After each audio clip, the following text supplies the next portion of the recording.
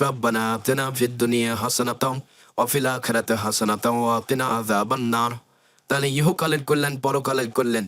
আর প্রত্যেকটা মানুষ বিপদে থাকতে বলে, আল্লাহ রয়েছেন দোয়া ইউনুসকে যদি বিপদের পরে বলে, যে কোনো বিপদের পরে বললে আমি আল্লাহ তাকে উদ্ধার করে দেবো।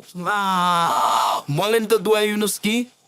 লা ইলাহা ইল্লা আনতা সুবহানাকা ইন্নী কুনতু মিনাজ জালিমিন। আল্লাহ তাআলা বলছেন যে ইউনুস যদি মাছের পেটে এ দোয়া না পড়তো, আমি আল্লাহ তাকে মাছের পেটে কিয়ামত পর্যন্ত রেখে দিতাম। এলে ইয়াউমা ইউবাসুন, বিচারের দিন পর্যন্ত আমি তাকে মাছের পেটে রেখে দিতাম। কিন্তু ইউনুস যখন এই দোয়া পড়তে লাগলো, তখন আমি তাকে বাঁচিয়ে দিলাম, মাছ পেট থেকে বের করে দিলাম।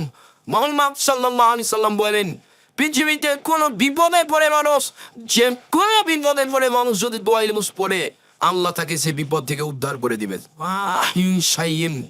যে কোনো বিপদের সম্মানিত দিনী ভাই বোন, অতএব সালাম ফেরার পূর্বে অনেক দোয়ার সাথে এই দোয়াটা পড়ে নেবেন, লা ইলাহা ইল্লা আনতা সুবহানাকা ইন্নী কুনতু মিনাজ জালিমিন।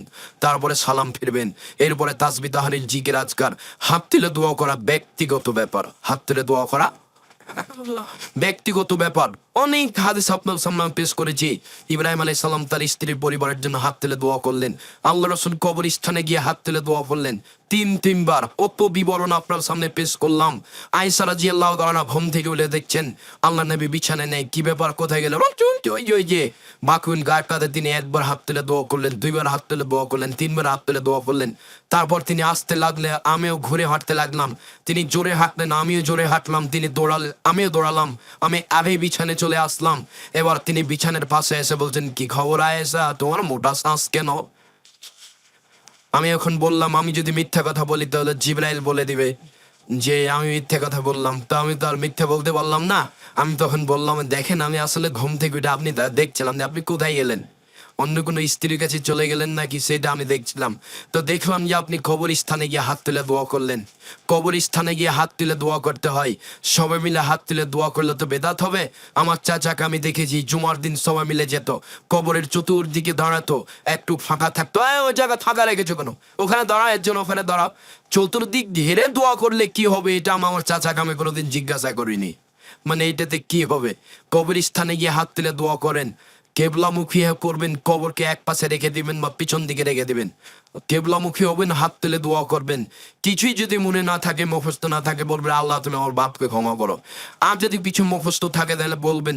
অন্যথায় ওই দোয়াটা বলবেন যেটা জানাজার জন্য বলা হয়, আল্লাহুম্মা গফিরলাহু ওয়ারহামহু ওয়াফি ওয়াফু আনহু আকরিম নুজুলাহু ওয়াসসিমাদ খালাহু ওয়াগসিল বিল মাই ওয়াসসালজাল বারাদ, শেষ পর্যন্ত। কিছুই জানা না থাকলে বলবেন আল্লাহ তুমি আমার বাপকে ক্ষমা করো। সম্মানিত দিনী ভাই বোন, দোয়া জগতের সবচেয়ে দামি দোয়া সূরা ফাতিহা। প্রয়োজনে যখন আপনি দোয়া শুরু করবেন তখন এইটা পড়ি শুরু করবেন, সূরা ফাতিহা। এরপরে পড়বেন কি ইসমে আজম।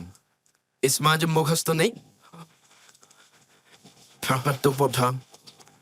اللهم إني أسألك بأنك أنت الله لا إله إلا أنت الأحد الصمد الذي لم يلد ولم يولد ولم يكن له كفوا أحد। ইসমে আজম। اللهم إني أسألك بأنك أنت الله। আমি তোমার কাছে চাচ্ছি এই জন্য যে তুমি আল্লাহ। তুমি আল্লাহ, এই জন্যই তো আমি তোমার কাছে চাচ্ছি। اللهم إني أسألك بأنك أنت الله, এই জন্য যে তুমি আল্লাহ। লা ইলাহা ইল্লা আনতাল আহাদুস সামাদুল্লাযী, তুমি ছাড়া কোনো মাবুদ নাই। তুমি একক, তুমি নিরপেক্ষ, মুখাপেক্ষহীন। তুমি কাউকে জন্ম দেওনি, তুমি কাউ থেকে জন্ম নেওনি, তোমার সমকক্ষ কেউ নেই। আব্দুল্লাহর একটা বক্তব্য আছে আল্লাহর গুণাগুণের ব্যাপারে, আসমায়ে সিফাতের ব্যাপারে। তো সেদিন আমার একটা বিদ্যের একটা এজাফা বাড়তি, যে আমি এভাবে কোনোদিন বুঝতে পারিনি যে সূরা ইখলাসের এত দাম কেন, আয়াতুল কুরসির এত দাম কেন। মানে আয়াতুল কুরসিতে ভিন্ন ধরনের ক্ষমতা দেখানো হয়েছে আল্লাহ, এই জন্য এত দাম। সূরা ইখলাসের এত দাম কেন?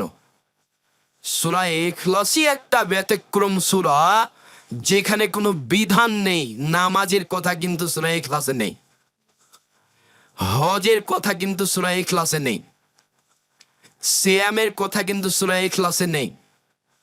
তাসবিহ তাহলিল জিকির আজকার করা কিন্তু সূরা ইখলাসে নেই। দান করলে নেকি হবে সূরা ইখলাসে নেই। সূরা ইখলাস তুম হে নবী আপনি বলুন, আল্লাহ আল্লাহ এক, আল্লাহ সাব, আল্লাহ নিরালক্ষ মুখাবেকিন, লাম ইয়ালিদ তিনি কাউকে জন্ম দেননি, ওয়ালাম ইউলাদ তিনি কারো থেকে জন্ম নেননি, ওয়ালাম ইয়াকুল লাহু কুফুয়ান আহাদ তার সমকক্ষ কেউ নেই। তার মানে এই দিয়ে আল্লাহর পবিত্রতা বর্ণনা করা হয়েছে। আমি আর আপনি তো বাঙালি মানুষ, পবিত্রতা তো আর বুঝতে পারি না। তাওহীদ আল্লাহর একাত্মতা বুঝতে পারি না, কবরের কাছে চাচ্ছি। কবরে যে আছে তাকে মনে হয় চাপা দেওয়ার ভাষাতে মায়ের লেট ফিরিয়ে দিল, আর আপনি তার কাছে চাচ্ছেন। ওকে পিটিয়ে একাকার করে দিল মনে হয় কবরের ভিতরে, আপনি তার কাছে চাচ্ছেন। ও কি করতে পারে? আপনার মতো বোকা মানুষ কেউ আছে? কবরের কাছে কিছু চাইলেও কিছু করতে পারবে? এ কোন হিংসা? যারা কবরের কাছে কিছু চায় তারা ইখলাস টিকাতে পারবে না, সূরা ইখলাসের মান টিকাতে পারবে না। যারা শিরক করে তারা এই সূরা ইখলাসের মান টিকাতে পারবে না। যারা পীরের কাছে কিছু চায় তারা সূরা ইখলাসের মান টিকাতে পারবে না। আমি অনেক সময় বলেছি যে সৌদি আরবের একটা দুষ্ট ছেলে, আরব ভূখণ্ডের একটা দুষ্ট ছেলে সাইকেলে চড়ে যাচ্ছে, খুব জোরে সাইকেল চালিয়ে যাচ্ছে, যেতে যেতে একটা ইঁটে বেঁধে উল্টে পড়ে গিয়ে একেবারে কয়েক আছাড় খেয়ে লাভ দিয়ে উঠে বলছে তাওয়াক্কালতু আলাল্লাহ, আমি আল্লাহর উপরে ভরসা করি। পড়ে গেছি, তাতে কি হবে? আর ফেরাজগঞ্জ জেলার একটা ছেলে, দুষ্ট ছেলে, সাইকেলে চড়ে খুব জয়ে যাচ্ছিল, যেতে যেতে ইঁটে ধাক্কা উল্টে পড়ে গেছে, আচার খেয়েছে, ছাল চামড়া উঠেছে, দাঁড়িয়ে বলছে অমুকের বাচ্চা অমুক ইট রেখেছে। তো ও কেন বললো অমুকের বাচ্চা অমুক ইট রেখেছে? ও কেন বললো তাওয়াক্কালতু আলাল্লাহ? তার মানে ওদের ভিত্তি নয় ওদের উপরে, এদের ভিত্তি শিরকের উপরে। হ্যাঁ হবে। মাথাকে দিন রাত শয়তান বলে কত কি বলে গালি দেয় বাচ্চাটাকে দুধ খাওয়ানোর সময়, দুধ খাওয়ার পরেও। অথচ যতবার মানুষ কথা বলে ততবার ফেরেশতা আমিন বলে। ভুলে বাচ্চাটাকে বলতে পারবেন নাই শয়তান।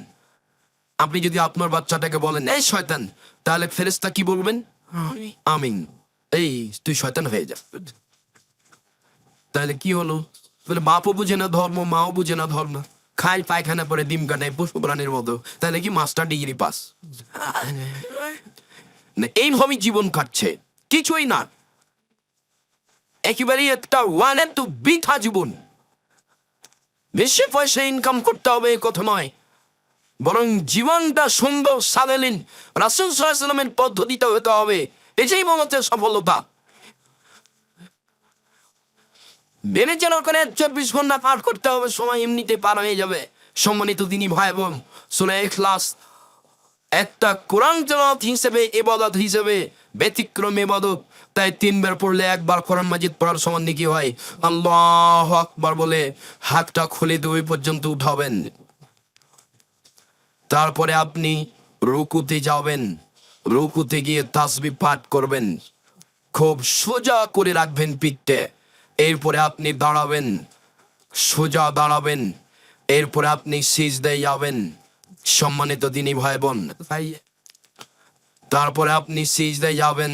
অনেক দোয়া আছে, সেই দোয়াগুলি দোয়ার বই থেকে মুখস্থ করে নেবেন। সিজদা থেকে উঠে বসে দোয়া পড়বেন, তারপরে সিজদায় যাবেন, সিজদায় দোয়া পড়বেন। যদি 2 রাকাতের বৈঠক হয় তাহলে বাম পায়ের পাতার উপরে বসতে হবে আর ডান পা খাড়া উপরে রাখতে হবে। আর যদি সালামের বৈঠক হয় তাহলে বাম পা ডান দিক দিয়ে বের করে দিতে হবে আর ডান পা খাড়া করে রাখতে হবে। আর বাম হাতের আঙ্গুল এইভাবে জমা রেখে ডান হাতের আঙ্গুলের 2টি আঙ্গুল জমা রাখতে হবে। 3টি আঙ্গুলের নখের উপরে বৃদ্ধাঙ্গুলের পেট রাখতে হবে। রাখেন তো দেখি। আগে এই 2টা আঙ্গুল জমা করেন। আরে ছেলে কনিষ্ঠ আঙ্গুলটা এরকম উঁচা হয়ে আছে কেন? এই 2টা জমা করে তারপর 3টি আঙ্গুলের নখের উপরে বৃদ্ধাঙ্গুলের পেট রাখবো, গোলাকার। সব সময় নড়বে, যতবার নড়াবা ততবার শয়তানকে আঘাত করছো। ইল্লাল্লাহর সমতি একবার উঠাতে হবে, এর প্রমাণে জাল ভুয়া বিছনে এমনিতেই চলছে। ইল্লাল্লাহ এমনিতেই চলছে। ধর্মে অনেক কথা এমনিতেই চলছে, তার মধ্যে এটা একটা।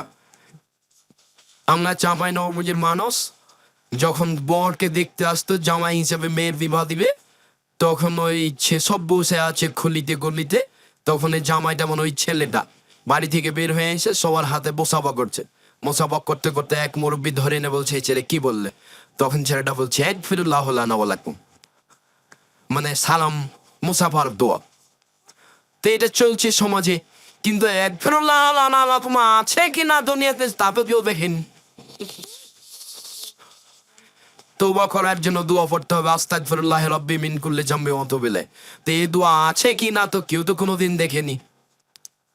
মাটি দেওয়ার সময় বলতে হবে, মিনহা খালাকনাকুম ওয়া ফিহা নুঈদুকুম মিনহা নুখরিজুকুম তারাতান উখরা। এটা কোরআন মাজিদের আয়াত বটে, কিন্তু মাটি দেওয়ার সময় বলতে হবে।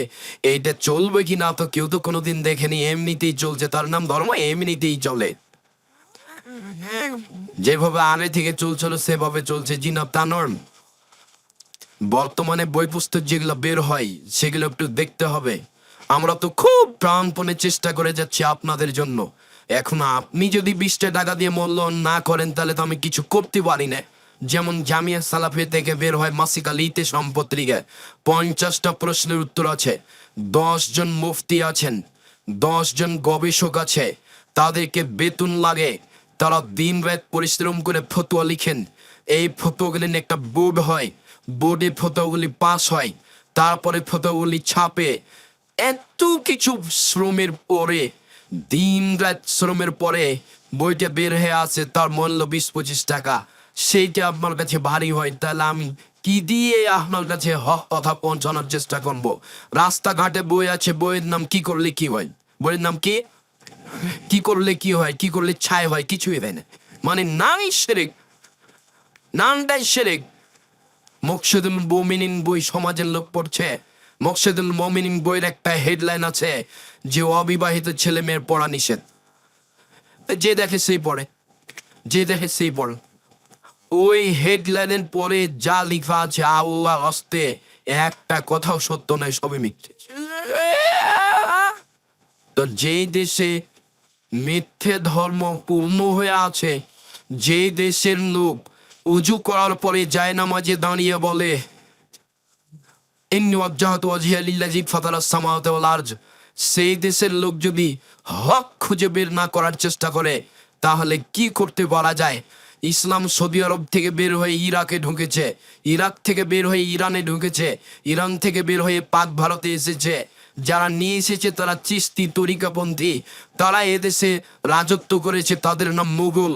তারা ক্ষমতা খাটিয়েছে এদেশে 750 বছরে, একদিন নয় 2 দিন নয়। তারা চলে গেলে এদেশে ক্ষমতা খাটিয়েছে ইংরেজ 190 বছর। তারা চলে গেলে এদেশে ক্ষমতা খাটিয়েছে যারা ছিল শিয়া। তারপরে আপনি এদেশে সঠিক পাবেন কি করে? সঠিক পাওয়া বড় কঠিন। এরপরে আমরা দিন রাত আপনাদের সামনে বলতে থাকলাম যে একটু সঠিক খিদমত কবুল করেন, তারপর আপনাকে খারাপ লাগে। কিছুদিন আগে কোরআন মাজিদ খুললে দেখা যেত তাবিজের নকশা দেখা যেত, অথচ নেহায়াতন নাই নকশাগুলো করা আছে অক্ষরের মানে 786টি যদি বিসমিল্লাহ চলে, 786টি যদি বিসমিল্লাহ চলে তাহলে আপনি বলবেন আল্লাহু আকবার, তারপরে বলবেন 786, তারপর আলহামদুলিল্লাহ, তাহলে হবে। এইভাবে ধর্ম মানুষে চালাচ্ছে। আর আপনাকে আমি দিন রাত দেখাচ্ছি, দেখেন কোরআনের গায়ে মিথ্যা দোয়া লেখা আছে, গোটা এক পাতা কোরআন তেলাওয়াত খতমের দোয়া। আমি বলেছি 30 বছর থেকে বলছি, 1-2 দিন থেকে মাই, যদি এর একটা বাক্য সত্য হয়ে যায় আমি জাতির সামনে কথা বলবো না। অথচ কোরআনের গায়ে লেখা আছে। তাহলে যে দেশে এই অবস্থা, সে দেশের মানুষ যদি একটু সঠিক চিন্তা ভাবনা না করে তাহলে আমরা জাতির কিভাবে উপকার করতে পারি? যার কারণে আমি আপনাদেরকে মাসিক আল ইতিসাম পত্রিকা পড়ার জন্য এইভাবে অনুরোধ করি যে যে যেখানে আছেন। এমনকি আজকে এই ছেলেটার নাম কি জানো, আমাকে বলল সবুজ নামে একটা ছেলে, এই গ্রামেরই ছেলে মনে হয় সেটা। আপনারা আপনাদের এলাকার সাথে যোগ দিয়ে বা এই গ্রামের এই ছেলে সবুজ ছেলেটার সাথে যোগ দিয়ে আপনি একটা পত্রিকা নেবেন, 20 টাকা লাগবে না। 1 বছরের টাকা আপনি তাকে দিয়ে পাঠাবেন, দেখবেন কোনো খরচে পোস্টমাস্টার আপনাকে দিয়ে আসবে। 50টা প্রশ্নের উত্তর আছে, যে প্রশ্নগুলি মুফতিরা লিখেছেন, তারপরে সব মুফতি বসে বোর্ড করে ফতোয়া পাস হয়েছে, তারপরে লেখা হয়েছে, পত্রিকায় ছেপে এসেছে। গুপ্ত ব্যবস্থাপনা আছে ব্যয়বহুল খরচের, আপনি কেন মূল্যায়ন করবেন না? সম্মানিত দিনী ভাই বোন, আপনাকে দোয়া মুখস্থ করতে হবে। এখন আপনি এইভাবে বসে পড়লেন আত্মাহিয়াত, তারপরে পড়লেন দুরুদ, তারপরে পড়লেন দোয়ায়ে মাসুরা, তারপরে আমার একটা পরামর্শ আছে, বলেন তো সেটা কি? রাব্বির হামহুমা কামা রাব্বায়ানি সাগীরা, জাযাকুমুল্লাহ খায়র, বারাকাল্লাহ, হাইয়াকাল্লাহ, মাশাআল্লাহ। এটা বলবেন না কোনো সময়। বাপ মা তো লালন পালন করেছে অনেক, বাপ মা কেমন করে লালন পালন করেছে এখন নিজের বাচ্চাটাকে বুঝতে পারছেন। নিজের বাচ্চাটা একটু কাঁদলে লাফ দিয়ে উঠে যে কোলে নিয়ে চুমা খান, তাহলে বুঝতে হবে যে আমাকেও এরকমই করা হয়েছে।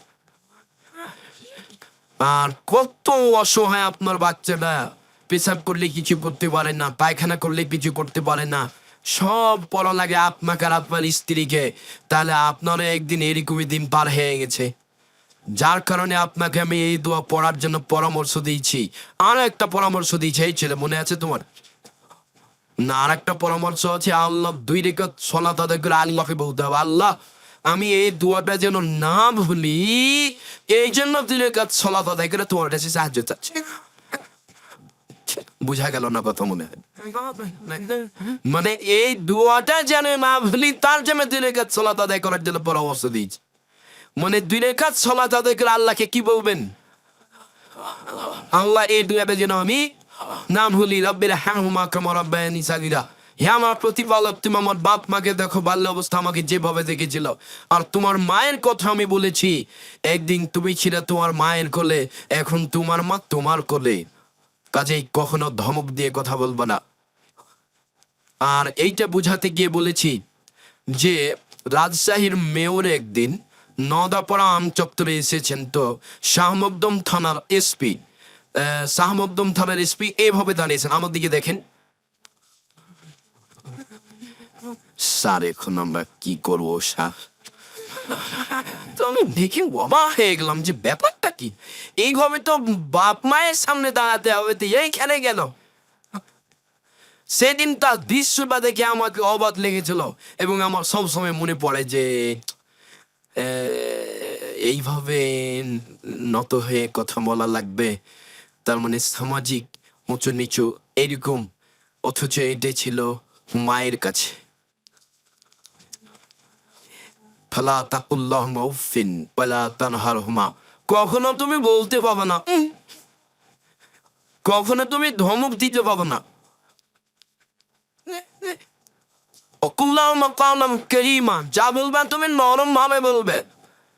আফিল্লাহুমা জানা জুল্লিন, মত হয়ে যাবা। মায়ের সামনে দিয়ে হাঁটলে ধীরে হাঁটতে হবে, জোরে হাঁটা যাবে না।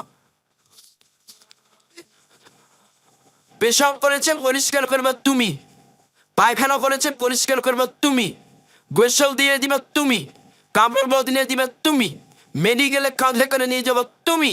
তোমার বোনেরা চলে গেছে শ্বশুর বাড়ি, ওরা দেখবে না, আর তোমার বউ দেখবে না, কেননা তোমার বউকে তোমার মা গালি দেয়, গালি দেয়, এই কথা ঠিক। সহ্য করতে পারে না তোমার মা তোমার বউকে, এই কথাও ঠিক। আর পরিস্থিতি সহ্য করতে দেয় না, তাই ঘুম থেকে উঠে তুমি দেখছো যে বাড়িতে সবচেয়ে খারাপ আমার মা। এখন কি হবে? ধৈর্যের পরিচয় দিতে হবে। এখনো তুমি জোরে কথা বলতে পারবে না, তারই নাম মা। একদিন মা তোমার কোলে ছিল, তুমি একদিন তোমার মায়ের কোলে ছিলে, এখন তোমার মা তোমার কোলে। আর একটা কথা আমি তোমাকে বলেছি, সেটা হলো এই যে যেদিন তুমি তোমার মায়ের কোলে ছিলে, সেদিন বারবার পেশাব করছিলে, তখন তোমার মা আদর করে একটু বলেছিল, অত পেশাব করিস কেন রে? এটা আদর করে একটু আঘাত দিয়ে কথা বলেছিল, একটু হালকা করে মেরেছিল। এখন তুমি সম্মান দিয়ে এটুকু করতে পাবো না। আমরা এইভাবে বিছানা পেশাব করলে পরিষ্কার করা যাবে নাকি? এইটুকু বলার অধিকার নেই। এখন যদি আপনি বলেন আপনার স্ত্রীকে, হ্যাঁ তুমি আমার মায়ের পেশাব পরিষ্কার করনি, তখন আপনার স্ত্রী বলবে, যাও তুমি তোমার মায়ের পেশাব পরিষ্কার করো গা, তোমার মা আমাকে করতে ভাষায় গালি দেয়, তোমার মায়ের কাপড় আমাকে সাফ করতে হবে, মানে এ কথা বলতে পারে, বলাই স্বাভাবিক। অতএব পেশাব পরিষ্কার করবে তুমি, পায়খানা পরিষ্কার করবে তুমি, কাপড় বদলে দেবে তুমি, কাঁধে করে তুমি নিয়ে যাবো তোমার মাকে। তোমার মাই তোমার কাছে পৃথিবীতে সবচেয়ে ভিন্ন ধরনের ব্যতিক্রম বস্তু, যার জন্য তোমাকে আমি 3 কাপ সালাত আদায় দ্বারা দোয়া চিপ করতে বলেছি যে আল্লাহ এই দোয়াটা যেন আমি না ভুলি। দোয়ায় মাস শোনার পরে এই দোয়া পড়ার জন্য বলেছি, সাথে সাথে বলেছি যত দোয়া এখন মুখস্থ আছে সব বলে নেন।